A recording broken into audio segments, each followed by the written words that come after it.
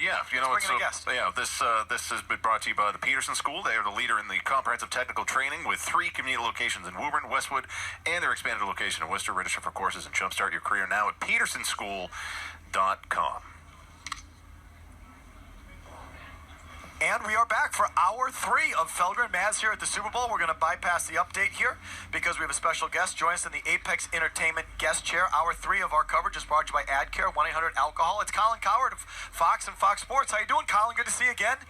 Hold on, pop him up. Are we going to turn him on? There we go. How are you? Best afternoon show in America. Oh, well, I appreciate that. Thanks. It's the best afternoon show. I told you before when I'm like 55, so it's not really a workout. It's working me out, but I used to sit in my basement, and I've kept up with you guys. You guys do a great show, and I don't say this. By the way, I'm only doing one local show in the country today.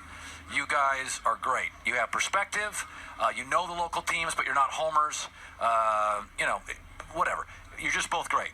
You know your baseball. You're a baseball guy, and Felger's a smart aleck who's got his football nailed down. But you guys are an easy listen, and you know what I always appreciate about you guys? Like, you love your teams, but you're not homers, and that's your journalism background. Yeah, you guys are tremendous. Thanks, Colin. That's nice. We throw that word journalism around loosely now, huh? Yeah, what is it? There's a lot of different ways to do it. I have contacts. Let me ask you, since you're just on the radio thing, you're the first, maybe the only radio guy who does a simulcast, who addresses the camera, who does the one shot. I got to tell you, it's off-putting for me, Colin. I'm like, are you supposed? Don't look at the camera, or do look at the camera. Why do you look at the camera? Well, because I'm a solo host, and so I feel like I can connect. There's a connectivity if I'm looking at people. And now, if I have a guest on, I'm looking to the side. Or if Joy, I'm doing the news. But I kind of like connecting with people. And so even when I do the Sunday show for Fox NFL Kickoff, I'm looking you right in the eye, and we're talking, and I feel like I have a better command. By the way, as you guys know, regionally and locally, simulcasts work. They don't work national. They're all dying. Yeah. And so we take great pride in the fact that you got to be more dynamic. You got to talk about NFL and NBA stars. You can't do. That's it. Baseball's tough. You can't do it. It's tough. It's football in the NBA. 62% of my show last year was football. 27% was NBA stars. So so it's more reductive. I don't do. I'll do a Tiger Woods. I'll do a big UFC fight. I'll do a big college football game. So it's a real battle. Like, you're constantly, when you do a simulcast, radio's more fun. Television, I'm wearing makeup. Yeah. You've got to play the angles. Of course. It's a real work of, it's a little bit of art. Yeah. You're playing around with the graphics, so that explains it. Okay, anyway. Take on Brady. Where's he going? He's going to stay right there. Listen, it's insane it's lasted this long. I agree. It's insane. Should have been over already. Oh, come on. The best coach and the best quarterback. The idea that it's just a little prickly now, this is incredible. I mean, look, I bring up Kobe. Shaq was unbelievable, but the band breaks up. That's just the way it works. Almost always. Durant left Steph Curry for Kyrie Irving. The world's flat. I mean, people will lose their minds. Dynasties just implode. This thing's lasted 20 years. You got one more run, get a kicker back, get your center back, need to draft a tight end.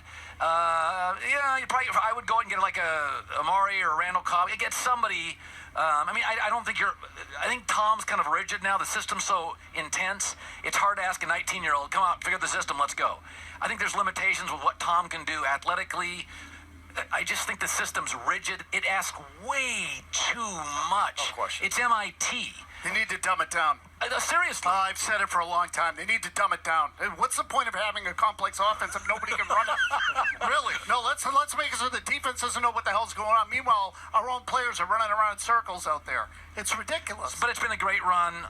It's the most amazing of my life. And it's, I lived in Connecticut for 10 years, and I saw every snap, and I loved every minute. And so you think he's going, at the end of the day, Bill's going to give in? Gisele's not moving to Indianapolis. Miami would be perfect because of her career.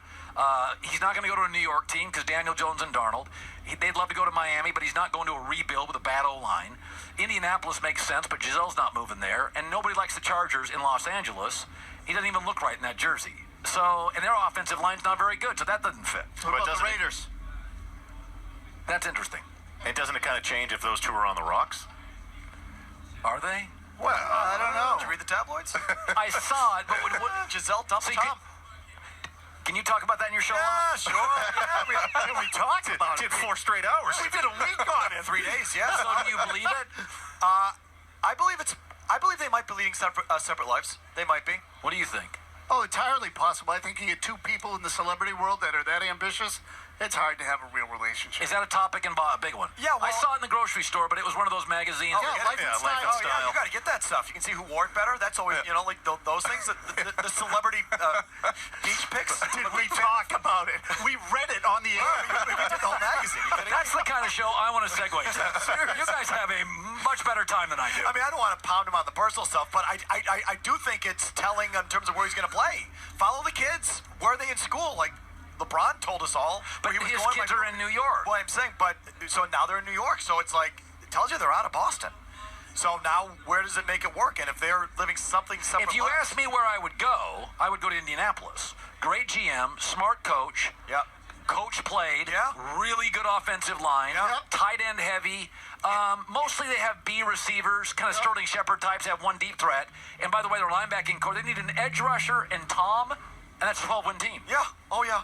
So, but I don't know. So I can see him commuting Indy, New York, but I can't see the whole family there. So I think where she is just sort of factors into it always should. When LeBron went to the Lakers a year before, his kids and wife moved to LA. They enrolled in LA schools. He told everybody what was happening. So I think Brady might be doing this with the with the personal stuff. Pick up the tabs. There's good stuff in there. If he and Giselle are going in opposite directions, just passing by, well, then Brady could play in Tennessee for Vrabel. If Giselle's with him... People have said that. Yeah, no, it's a run-first team. It's not dependent on Tom. Corey Davis, Adam Humphries, good slot guy. He and Vrabel are buddies. Yeah. Colin, quickly, before I let you go, I've heard you talk about this. Are we on the air here? Oh, This is practice. Oh, no, this is... no, we're on the air. We are live, baby. Do Patriots fans have a right to be aggravated looking up and seeing Jimmy Garoppolo in the Super Bowl? Or what they got back for him? No, because the second-round pick became like 4 players and 4 picks and 2 players. Belichick manipulated it. No, I mean, it's well documented. I mean, he wanted him. I just think the bottom line is this. You won Super Bowls with Tom. We make decisions like this. Owners make decisions. I think Tom has more than paid it off. He'll find somebody else. I mean, I like Garoppolo a lot. I'm a huge Garoppolo fan. I've kind of had this theory that Belichick, I'm not a conspiracy theorist, but Belichick, to elevate his legacy, which is hard to elevate, said, I'm going to give him to the best young coach in football. Smart people don't get dumb. Bill didn't suddenly say, I'm going to give away a great quarterback for a second-round pick.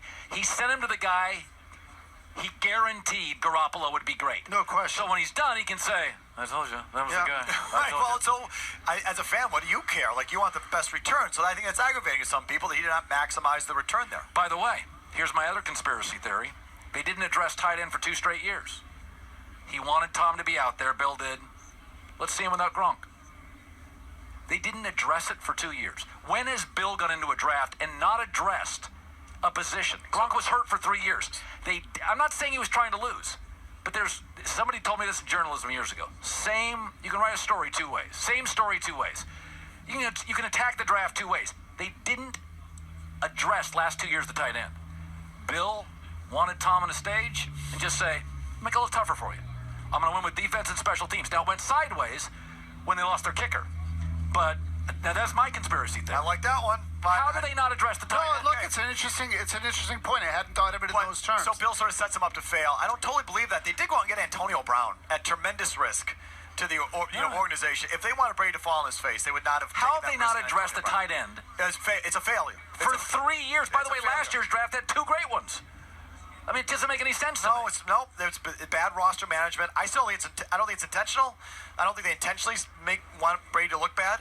But I think there is that little subtle tug back and forth between Brady and Belichick, where Belichick doesn't shed a tear. Right? Well, let's see Wonder Boy here without a Hall of Fame. That's what I mean. I think there's an undercurrent of that. Colin, who do you like in this game? San Francisco, better lines, no great conviction. I think Kansas City's about a Super Bowl away from winning it. I think San Francisco, Mike Shanahan watches every practice in real time, talks to Kyle after every practice. Like Shanahan does. Watches every practice in real time, every meeting in real time. What now? So what, they have cameras or he's actually there? Yep. This is Andy Reid against Mike and Kyle. And Bill. Bill loves the Shanahans. He loves Garoppolo. He's texts Garoppolo all the time. I bet you Bill is, giving him his thoughts, too. I think he's a big Niners fan. And if you look at the history of, Dan Marino against the great roster, the roster wins. No.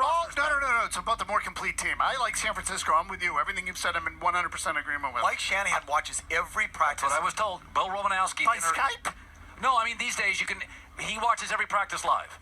And, so when I say by Skype, Yeah, he's not physically there. No. He's in Denver in his 32,000 square foot mansion watching practice. Wow. Wow, how about that intel? So you gave me the breakup, and I gave you that.